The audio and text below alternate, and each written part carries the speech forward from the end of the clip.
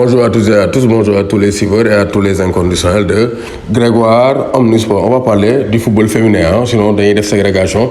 On ne doit pas être donc machiste. Il faut parler des tombeuses des étalons dames. Donc les Lions prennent un quart historique. C'est la première fois que le Sénégal est qualifié pour un quart de finale de Coupe d'Afrique des Nations, catégorie féminine 1-0 avec un but de Korka Fall.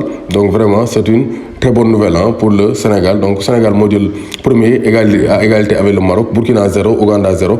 Donc ça c'est très clair. Donc modeste, donc les quarts de finale, demi-finale, finale. Donc pour l'équipe nationale du Sénégal, le coach Mamoussa Cissé, le prochain challenge sera de terminer premier. Il veut terminer premier pour ne pas croiser les meilleures équipes. Donc les meilleures équipes du continent. Mais je pense que donc, le Sénégal a les atouts pour dem jëli ndam li manko wuti ndam li il n'y a pas photo entre la génération actuelle et celle de 2012. Il n'y a pas photo. Génération actuelle bi moo gën a performante. Actuellement faut le développer. On a des joueurs professionnels et l'encadrement est très bien assuré par Mamoussa Cissé. Donc ça c'est très clair. Donc la star de l'équipe, Sadio Mané fi, mais numéro 10 Lioni, c'est Awa Neymar Diakhaté, donc originaire de Richard Toll. Donc vraiment c'est la fierté de Richard Toll. Donc Dekou Medoune, Gaye Sarr, Awa Diakhaté, donc la meneuse de l'équipe nationale du Sénégal. Donc Moui joué Canby, il a marqué lors du premier match. Donc il s'est battu. Elle s'est battue, autant pour moi, pour devenir joueur professionnel. Donc ça, c'est très clair. Donc vous pouvez donc imaginer sa gêne en voyant sa fille courir. Néna papam. Voilà, papam. Donc terrain football bi, ça faisait face à la mosquée. Terrain football bi, moi commencé football, fallait c'est Richard Toll, dafa jakarlo won ak ben jak fallait c'est Richard Toll. Donc néna papa mom c'était compliqué, muy gis donc domam di jouer donc football avec ay xalé yu góor te fii c'est mal vu jigéen di jaxasoo ay góor c'est mal vu. Ce sont des réalités socio-culturelles ici au Sénégal.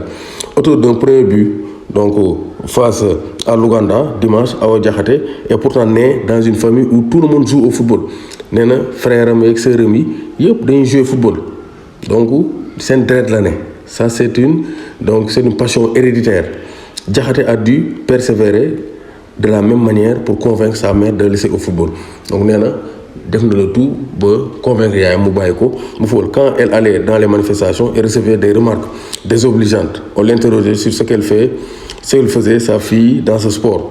Comme Sénégal rek police sociale yow sa doom lu muy football na dem def ni moromam ubbi salon de coiffure na dem daan dooleem bàyyi football yëfi góor la jax sa góor yi du yoon.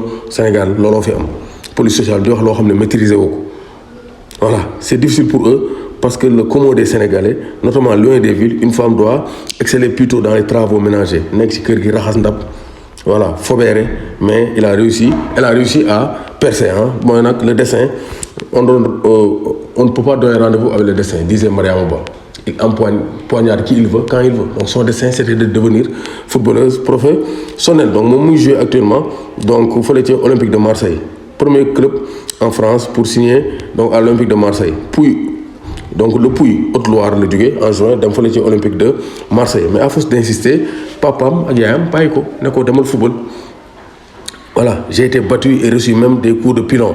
Doon nañ ko ay coups lu ne mais yoonu ndam du gaaw. Le chemin qui mène vers le succès est souvent parsemé d'embûches. Mais elle a réussi à percer. Binta Diakhaté, donc sœur aînée d'Awa Diakhaté, qui a été la meilleure buteuse du championnat national en 2015 et 2016. Magam nekk na meilleur buteur du championnat du Sénégal avec 30 buts en 2015 et 2016. A évolué dans l'équipe de lycée Ahmed Fall de Saint-Louis avant d'être transféré au FC Metz. Awa Diakhaté, de son côté, vient de signer en faveur de l'Olympique de Marseille. Donc c'est pour dire que donc, le football aussi fait partie de la vie. Il y a des filles qui jouent au football.